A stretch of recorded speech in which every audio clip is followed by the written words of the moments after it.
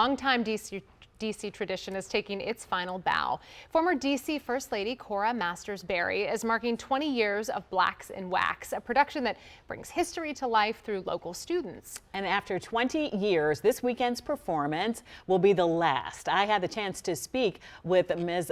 Cora Masters Barry here in our studio to talk about the wonderful achievement and how it's making a difference in these young people's lives. Take a look. The 20th year. That's amazing. I know. When you look back at this legacy here, what do you think? Well, I'm just always amazed at what it has done for the children, how it transforms their lives, because this is so unusual in a unique way. What it puts in them stays in them for the rest of their life, confidence, and at the same time we're entertaining and educating the public in them. So it's kind of a unique thing that I hate to see go. You said 20 and final. Is that really true? Well, only God knows that. But probably in this form, but it's such a good thing that there's another way to do it. For instance, many people are beginning and have begun in the last few years to ask for various characters for their different, events, and it's really ended up being, quite an entrepreneurial experience for the kids. Let's back it up, just the big background. Where did it come from? Where did this idea come from? And what has it meant to you over these 2 decades? I'm a historian. I'm still a teacher, so I kept trying to get the children to pay attention during Black History Month. I tried everything. So one year I said, after about 3 years, I said, well, let's do a play. You may do that. And that started in the library. And from there, we went to the Kennedy Center.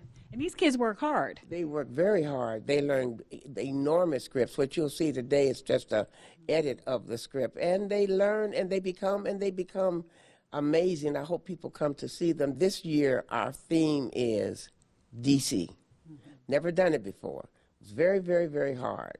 So it's focused on the leadership and the culture, the music and the talent that has come out of Washington, D.C., or to put it one way, I say we take them from Frederick Douglass to Marion Barry, from Duke Ellington to Marvin Gaye. And so this is an homage to the city, and I think you'll find it very interesting. We're about to make you happy because we're about to see what these kids can do. So I don't have to say a word. We're going to start right now. I'm Congresswoman Eleanor Holmes Norton. You've seen the words on our license plates. End taxation without representation. I can introduce bills. I can debate on the House floor. I can vote in committee. But when the final vote is called, I cannot cast a full vote for the people of Washington, D.C. But until D.C.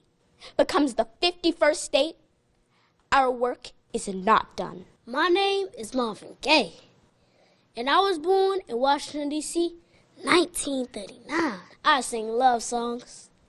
But as the country changed, I changed. I asked America to listen, to feel, to care. From go-go rhythms to church choirs, from late night radio on WHR to Donnie Simpson on Video Soul, hosting WHR's groundbreaking Quiet Storm program. Some people say Raheem Devon reminds me of Marvin Gaye. I say thank you. I am Taraji P. Henson, and yes, I'm a DC girl. I went to Howard University, the Mecca, to study theater. Now let me tell you, Howard sharpened me. It taught me my craft. My breakout role was in the movie Baby Boy, and that role wasn't just acting. That was history. Now I'm gonna keep on making history. How about you? I am Nee Taylor, Executive Director of Harriet's Wildest Dreams, and a conductor for Direct Action, Rapid Response, and Community Aid. I do this work behind the scenes. You may not see my work, but you will see my results. Free DC. It's a movement led by the people of the District of Columbia to win dignity for our communities and to exercise our right to self-determination. I stand by this movement. This is next level talent right here and history right here. Where do we go and take it in for this one performance?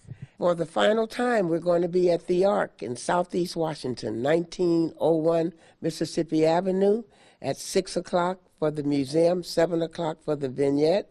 It's going to be wonderful. I hope everyone gets a chance to see it. It's our last performance, so please don't miss it. Job well done. Thank you very much. Wow. I'm gonna tell you, like, being that, I'm getting emotional about it now, being that close to these young people and the reverence with which they told the stories of the people that they embodied. It was, being that close, Simone, it was a chore. I had goosebumps at first and then tearing up, just like now, just because they thoroughly understand these characters, these people that have made the difference so much, and that's all DC. And to know that that just legacy lives, it was really something to be that close. Well, and that the passion has transcended another generation. So we think of Eleanor Holmes Norton, we saw Marvin Gaye, and everyone in the studio, you could hear a pin drop because their passion was coming through and their understanding of a different generation. That was really cool. I don't know if Ms. Barry can stop it. We might have to take it over here because it was just so good. I hate for it to stop. So thank you to the young people for being here, and the support from the Tennis Center for being here too. And also James Hash, our videographer, who put that together. That was a lot. So thank you so much. That was fun. Oh, that was a bright spot in the day.